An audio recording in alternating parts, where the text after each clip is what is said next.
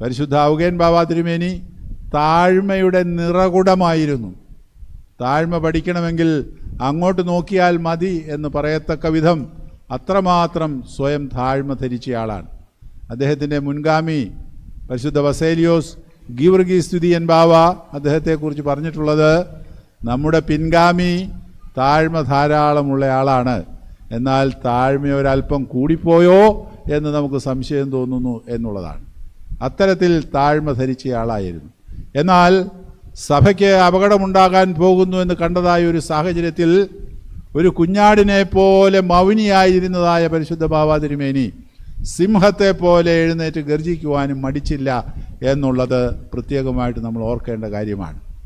സഭയുടെ സ്വാതന്ത്ര്യത്തെ ചോദ്യം ചെയ്യുന്നു എന്ന് വന്നതായ അവസരത്തിൽ എല്ലാത്തിനെയും തട്ടിത്തെറിപ്പിച്ച് മാർത്തോമാ ശ്ലീഹായുടെ സിംഹാസനം എന്ന് പറയുന്ന സിംഹാസനമില്ല എന്ന് പറഞ്ഞ ആ ഒരു സാഹചര്യത്തിൽ ഇനി ഒരു കൽപ്പന പോലും മാർത്തോമാ ശ്ലീഹായുടെ സിംഹാസനത്തിന്മേൽ ആരൂഢനായിരിക്കുന്ന എന്ന തലവാചകമില്ലാതെ ഞാൻ എഴുതുകയില്ല എന്ന് തീരുമാനമെടുത്ത് ഉറപ്പിച്ച് അത് നടപ്പാക്കിയ പിതാവും കൂടെയാണ്. താഴ്മ ധരിച്ചവനായ ഭരണകർത്താവായിരുന്നു പരിശുദ്ധ ഔഗേൻ ബാവ തിരുമേനി. പരിശുദ്ധ സഭയ്ക്ക് സുറിയാനി ഭാഷയിലും സുറിയാനി ലിറ്ററേച്ചറിനുമൊക്കെ വളരെയധികം കോൺട്രിബ്യൂഷൻസ് ചെയ്തിട്ടുള്ള ആളാണ്. പലരും പറയുന്നത് 13-ാം നൂറ്റാണ്ടിൽ ജീവിച്ചിരുന്ന വലിയ സുറിയാനി പണ്ഡിതനായിരുന്ന ബാറബറായിക്ക് ശേഷം പരിശുദ്ധ ഔഗേൻ ബാവയുടെ അത്രയും സുറിയാനി അറിയാവുന്ന, സുറിയാനിയിൽ പറയാനും എഴുതാനും കവിത രചിക്കുവാനും ഒക്കെ കഴിവുള്ള ഒരു പിതാവ് വേറെ ഉണ്ടായിട്ടില്ല എന്നുള്ളതാണ്.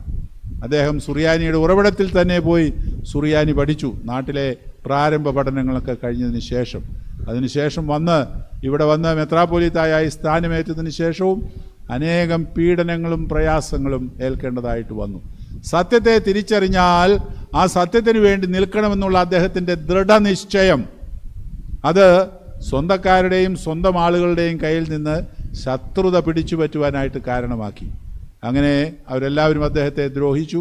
താമസിച്ചിരുന്ന സ്ഥലങ്ങളിൽ നിന്ന് അടിച്ച് ഇറക്കി വിട്ടു.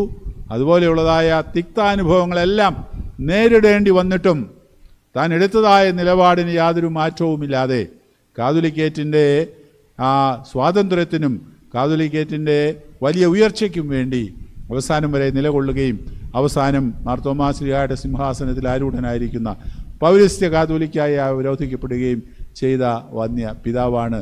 അദ്ദേഹം മരിച്ചിട്ട് 50 വർഷങ്ങൾ തികയുന്നു. ആ ഓർമ്മ അടുത്ത ആഴ്ച നമ്മൾ നടത്തുവാനായിട്ട് തയ്യാറെടുക്കുകയാണ്.